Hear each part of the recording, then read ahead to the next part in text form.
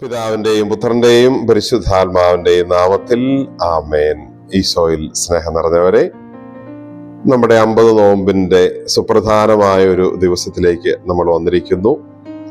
വലിയ നോമ്പിന്റെ കാലത്തിൽ ഇത് 6ാമത്തെ വെള്ളിയാഴ്ചയാണ്. പക്ഷെ ഇത് വളരെ സവിശേഷമായ വിധം 40ാം വെള്ളി എന്ന രീതിയിൽ അറിയപ്പെടുന്നു.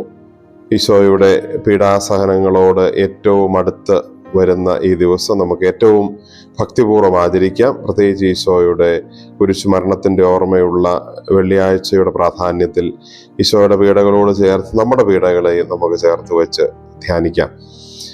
ഇന്ന് പരിശുദ്ധ കുർബാനയിൽ നമ്മൾ വായിച്ച് ധ്യാനിക്കുന്നത് വിശുദ്ധ യോഹന്നാന്റെ സുവിശേഷം 11-ാം അധ്യായം 32 മുതൽ 44 വരെ വാക്യങ്ങൾ.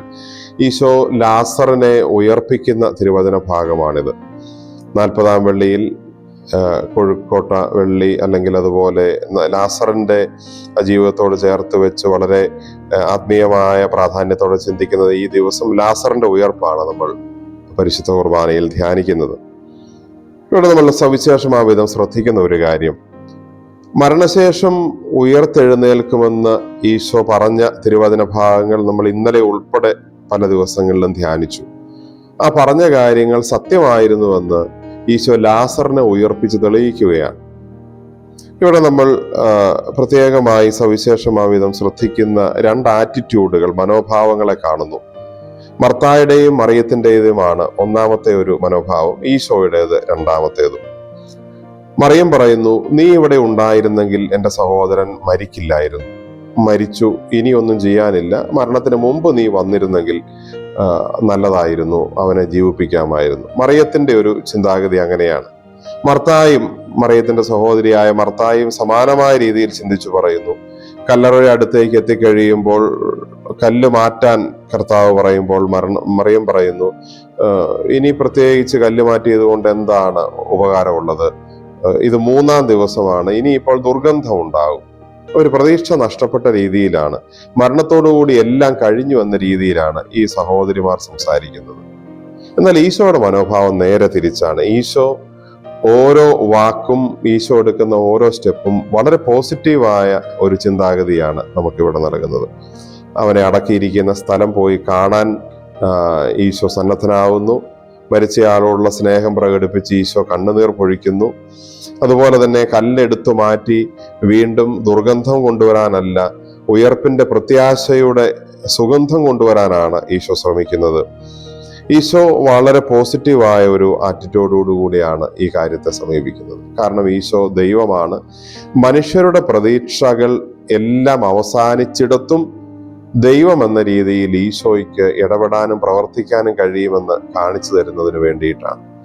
ഈശോയുടെ ഉയർപ്പിനെ കുറിച്ച് ഈശോ നൽകുന്ന ആ പഠനങ്ങൾക്ക് ഉള്ള പിൻബലമാണ് ലാസറിനെ ഉയർപ്പിച്ച് ഈശോ ഇവിടെ കാണിച്ചു തരുന്നത്.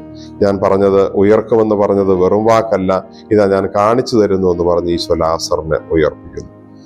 നമുക്കും നമ്മുടെ പ്രായോഗിക ജീവിതത്തോട് ചേർത്ത് വെച്ച് ചിന്തിക്കാവുന്ന ഒരു സുപ്രധാനമായ കാര്യം ഇതാണ്.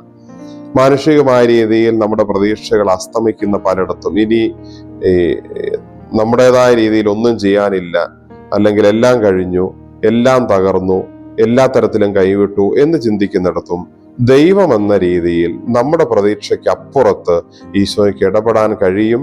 തന്നിൽ ആശ്രയിക്കുന്നവരുടെ ജീവിതത്തിൽ ഈശോയ്ക്ക് സ്വാധീനം ചെലുത്താൻ കഴിയും, ഫലങ്ങൾ ഉണ്ടാക്കാൻ കഴിയുമെന്ന് ഈശോ ഇവിടെ കാണിച്ചു തരികയാണ്. നമുക്ക് പ്രാർത്ഥിക്കാം. കർത്താവായ ഈശോയെ, ഈ സുപ്രധാനമായ 40ാം വെള്ളി ദിവസത്തിൽ ഞങ്ങൾ അങ്ങേ ആരാധിക്കുന്നു, നന്ദി പറയുന്നു. അങ്ങയുടെ ആത്മീയ ജീവിതത്തിന്റെ പ്രാധാന്യം ഞങ്ങളുടെ ജീവിതത്തിലും ഏറ്റുവാങ്ങാൻ ഞങ്ങളെ സഹായിക്കണമേ. ഈ ദിവസം വിശുദ്ധമായി ആചരിക്കാൻ ഞങ്ങളെ സഹായിക്കണമേ. ഞങ്ങളുടെ പ്രതീക്ഷകൾ തീർന്നു എന്ന് തോന്നുന്നിടത്തും അങ്ങയിൽ പ്രതീക്ഷ നഷ്ടപ്പെടാതെ അങ്ങയിൽ ആശ്രയിച്ച് അങ്ങയുടെ സഹായവും സാന്നിധ്യവും ജീവിതത്തിൽ അനുഭവിക്കുന്നവരാകുവാൻ ഞങ്ങളെ സവിശേഷമായി അനുഗ്രഹിക്കണമേ. നമ്മുടെ കർത്താവ് ഈശോ മിശിഹായുടെ കൃപയും പിതാവായ ദൈവത്തിന്റെ സ്നേഹവും പരിശുദ്ധാത്മാവിന്റെ സഹവാസവും നാം എല്ലാവരോടും കൂടെ ഉണ്ടായിരിക്കട്ടെ, ഇപ്പോഴും എപ്പോഴും എന്നേക്കും. ആമേൻ. അനുഗ്രഹീതമായ ഒരു 40ാം വെള്ളി ദിവസം ആശംസിക്കുന്നു. ഈശോ മിശിഹായ്ക്ക് സ്തുതിയായിരിക്കും.